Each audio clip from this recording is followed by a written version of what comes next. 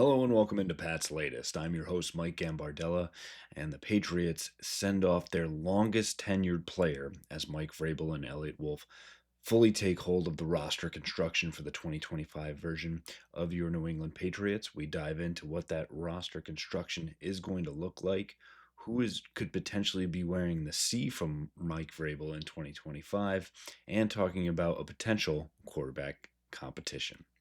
Before we get into everything, make sure you go down and subscribe for our channel. Get into the comments and let us know who you think a captain or the captains should be for the Patriots this season. And after this one, make sure you go back and check out our other episodes to get caught up on everything from the NFL draft and more. We start today saying thank you to Joe Cardona, the Patriots' longtime long snapper, the 10-year veteran from Navy, who was actually selected back in 2015 in the 5th round, and a stalwart for the New England Patriots for the better part of a decade.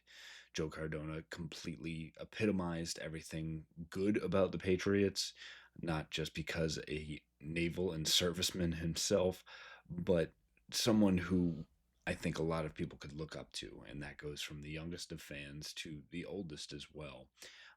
It is a tough cut, I think, for the Patriots, but one which you saw the writing on the wall when the Patriots decided to draft a long snapper with Ashby out of Vanderbilt joining the fold. Again, it's tough to see, and again, it's another captain let go by the Patriots. So again, a full changing of the guard coming to fruition. This is going to be Mike Vrabel's team entirely. Again, there's really not a lot of holdovers from that regime. And those that will stay, I think will quickly get in the boat here as well.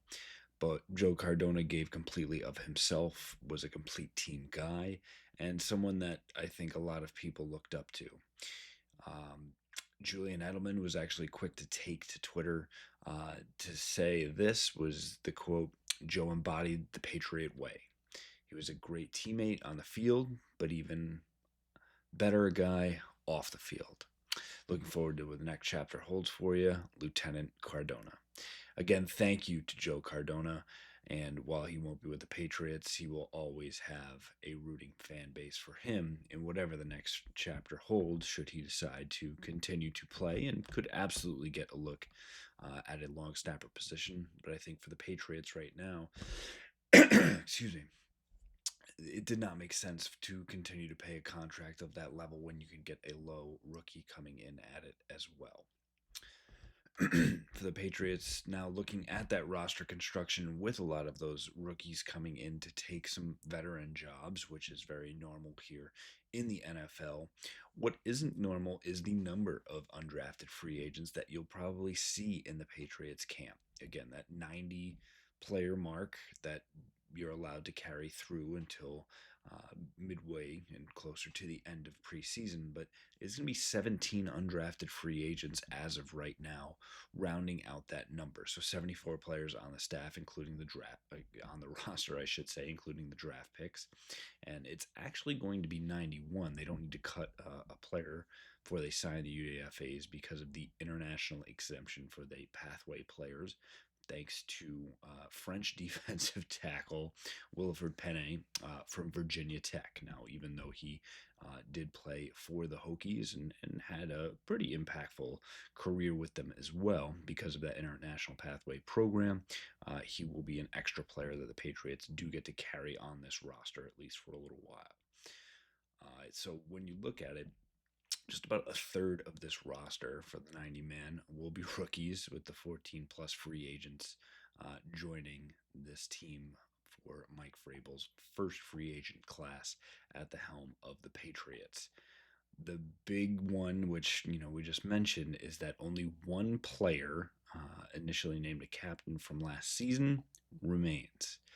And again, I think it really just points to everything that went wrong last season for the Patriots.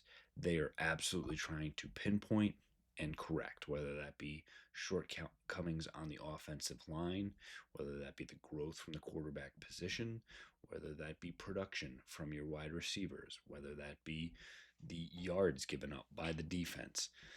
This is a completely different Patriots team, and I think all for the better. I think a lot of media members continue to take note of this, and it goes hand in hand with a roster not fully, but truly turning over in its biggest sense without completely gutting an entire franchise. You know, you have those players who are under contract, and obviously Drake May is going to be the centerpiece of that. But with Drake May taking on this next step, that means not only with those captains cut and released and not brought back, but now only with that one remaining, the question becomes who will be those captains? And the holdover will be Jabril Peppers. There is a fair question whether he will even be a captain under Mike Vrabel. I think, with David Andrews, Juwan Bentley, Dietrich Wise, Joe Cardona now leaving as well, and Jacoby Brissett, the captains from last year, along with Peppers, this will be a completely different iteration. And it will be very interesting to see the ways that Vrabel goes about this and if he gives his young players the opportunity to get the C up front or makes them earn it. And I think that goes for Drake May if he decides that the quarterback absolutely should be a captain and gets it up front, or if he wants to give it more towards the veteran presence. And I think that goes from the defensive side of the ball as well. If Christian Gonzalez, who obviously is a more soft spoken guy, even compared to Drake May, who's starting to come out of his shell a little bit more. But if a guy is a quiet leader, if that's what Mike Vrabel wants, does he want the personality and the guy who's going to make everyone around him pay attention and perk up and listen when they need it most? Some names to consider and some mildly surprising ones. I think one easy one would be Hunter Henry, a veteran presence in this locker room, has been with the Patriots now for a few years, and good to see potentially be a focal point of this offense here as well. I think Brendan Schooler, as an all-pro, even though a special teamer, definitely has earned that right to be in the captain conversation. Obviously, Drake May, I think, for me, does as well. There will be several newcomers that could be in this conversation as well. I think Robert Spillane, as a guy at the centerpiece in the middle of that defensive linebacker position, absolutely could be one. I think Morgan Moses along the offensive line, as a true leader and outspoken veteran, could also earn that spot. And one to keep an eye on would be Mac Hollins, who, obviously, as a true gentleman of the game, a great person, a character, not a guy who is going to put up potentially 1,000-yard receiving, but a guy that you can always count on to be at the level you need. So I think good questions here for Mike Vrabel.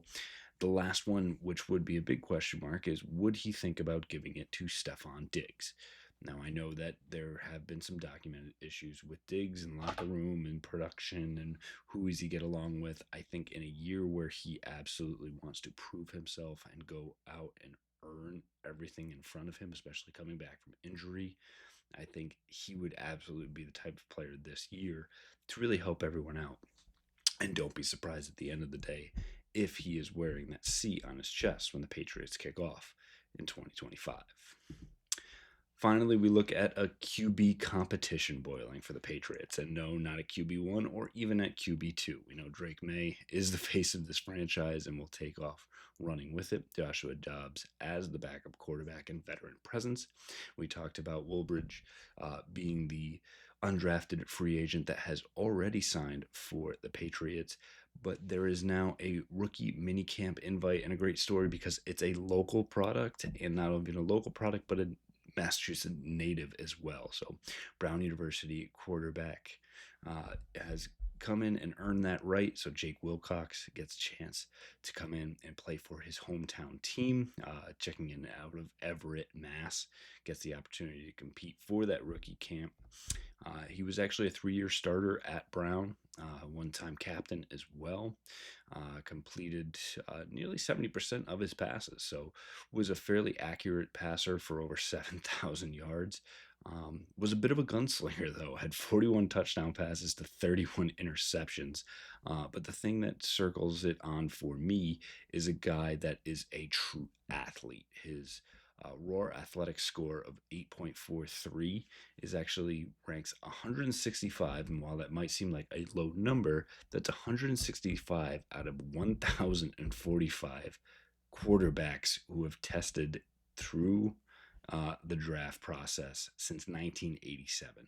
So a guy who's really up there and actually checked in with a 4.6 40. So a 4.640, not anything to scoff at for a quarterback, but I think a really good athlete, and seeing how quickly he could, get into the system with Josh McDaniels if he can pick it up. Obviously, a smart kid from Brown in the Ivy League. And yes, I've got Yale back there, and I've worked at Yale and worked at Brown. So, full disclosure, I've worked for both those football programs.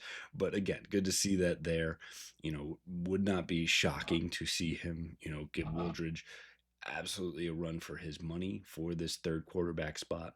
And I think still, either way, how this shakes out, I think the Patriots really do only go in to the season carrying two quarterbacks on their roster for that 53, and really one of these quarterbacks playing for the practice squad spot, and then potentially earning a promotion up and just at emergency quarterback role as well.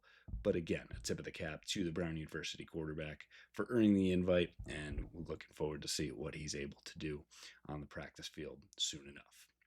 That'll do it for us on this episode of Pat's Latest. Make sure you get in the comments. And again, let us know who you think the Patriots should have as a captain in 2025. And should Stefon Diggs be wearing that C under Mike Vrabel in his first season?